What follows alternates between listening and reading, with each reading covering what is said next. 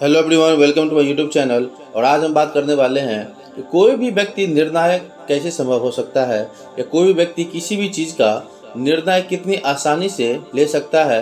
वो अपने तपोबल का योग करके, अर्थात अपने मन को एकाग्रचित करके किसी भी शास्त्रार्थ का या कोई भी जीवन के लक्ष्य का डिसीजन कैसे ले सकता है। इस चीज़ को समझने के लिए हम एग्जाम्पल से समझेंगे। एक समय की बात है, आदि शंकराचार्य मंडन मिश्र के यहाँ पहुँचे, अर्थात वो वहाँ बिहार पहुँचे और उन्होंने मंडन मिश्र को कहा कि मैं आपके साथ शास्त्रार्थ करना चाहता हूँ। तो मंडन मिश्र भी तैयार हो गए। उन्होंने आदि शंकराचार्य को कहा, ठीक है, मैं भी आपके साथ शास्त्रार्थ करने के लिए उत्सुक था, और आप जब यहाँ आ ही चुके हैं तो हम दोनों ही शास्त्रार्थ करेंगे। लेकिन कोई भी चीज़ होती है या दो प्रतिद्वंद्वों में कोई भी लड़ाई होती है या युद्ध होता है या शास्त्रार्थ होता है, तो तीसरा व्यक्ति उसका निर्णायक होता है। अब सोच ये पड़ गई कि निर्णायक कौन बनेगा, क्योंकि निर्णायक होने के लिए भी उस व्यक्ति को उतनी शास्त्रार्थ का ज्ञान होना चाहिए।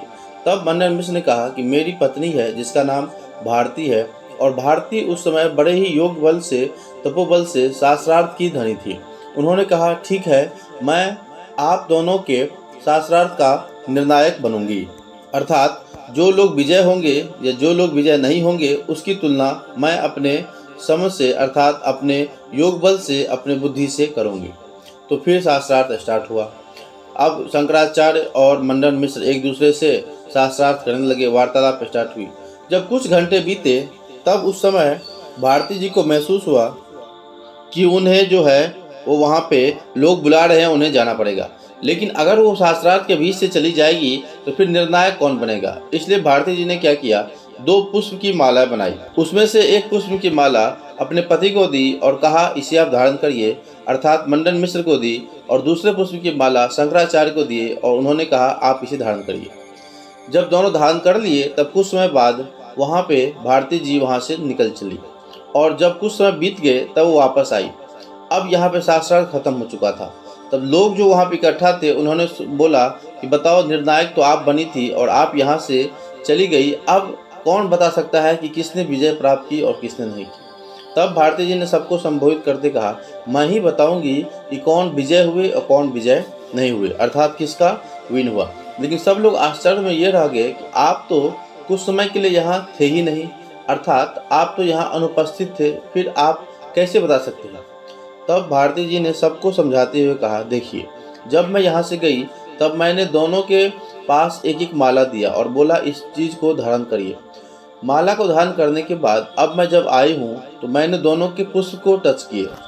मैंने ये देखा कि शंकराचार्य के गले का जो माला था उसके जो पुष्प थे वो वैसे ही थे जैसे मैं रख के गई थी। लेकिन यहाँ पे मंडन मिश्र के जो मेरे पति हैं उनके गले का जो माला है वो थोड़ा सा मुरझा चुका है, अर्थात उसमें थोड़ी सी अग्नि जैसी, मतलब वो गर्म हो चुकी है। तो इसलिए मैंने अब बोल सकती हूँ कि युद्ध का, अर्थात इस जो शास्त्रार्थ हुआ उसका विजय कौन हुआ। तब लोगों ने पूछा, बताओ। तब उन्होंने कहा, इसके विजय हुए हमारे शंकराचार्य, अर्थात हमारे पति की हार हुई है। तब सब बोले कि आप ये फूल की माला को टच करने से कैसे बता सकते हैं। तब भारती जी ने सबको संबोधित हुए कहा कि देखिए, अगर कोई व्यक्ति हारता है तो उसके अंदर क्रोध की भावना उत्पन्न होती है, और क्रोध से उन्माद उत्पन्न होता है। उन्माद से शरीर का तप जो है, अर्थात टेम्परेचर बढ़ जाता है, और जब इसका टेम्परेचर बढ़ गया तो वो फूल मुरझा गए, अर्थात जो पुष्प मुरझा गए हैं, अर्थात उसमें क्रोध की भावना उत्पन्न हुई है और वो गर्म होने के कारण मुरझा गई। इसलिए जो व्यक्ति अपराजित हुआ है उसमें थोड़ा सा उद्वेग की भावना होगी, लेकिन जो व्यक्ति विजय हुआ है उसमें शांत चित्त और मधुरता होगा। इसलिए शंकराचार्य जी का जो पुष्प था वो वैसे का वैसा ही है, लेकिन यहाँ पे हम बात करें मंडन मिश्र जी का जो पुष्प है वो थोड़ा सा मुरझा गया है। इसलिए मैंने कहा कि शंकराचार्य ही विजय हुए। जब ये बात सबको पता चली तो सब लोगों ने बहुत ही शाबाशी दी और साधो साधो कहा कि अगर इस प्रकार की पत्नी, इस प्रकार की औरत अगर किसी भी शास्त्रार्थ का निर्णायक होगी तो कितनी मधुर बात है। और सब लोगों ने उनसे क्षमा मांगी कि मुझे लगा कि आप यहाँ गलत निर्णय किए, लेकिन अर्थात ये निर्णय कितना सही था और कितना सरल था। दोस्तों, इससे हमको ये समझ में आता है कि अगर मान लो हम कोई भी चीज़ का निर्णायक बने, हम अपने जीवन का निर्णायक बने, अपने लक्ष्य का निर्णायक बने, तो हमें शांत चित्त एकाग्र होकर सोचना चाहिए कि क्या मैं उस लक्ष्य को प्राप्त कर पाऊंगा या नहीं। देखिए, जीवन में कोई भी लक्ष्य असंभव नहीं होता है।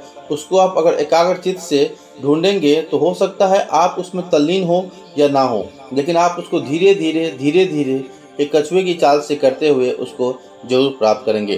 तो हम आज के इस चीज़ से ये समझें कि कभी भी अगर हम निर्णय लें तो अपने आप को शांत भाव से व्यक्त करने के बाद अपने करियर से रिलेटेड, अपने गोल से रिलेटेड चीज़ों के लिए निर्णय लें। धन्यवाद।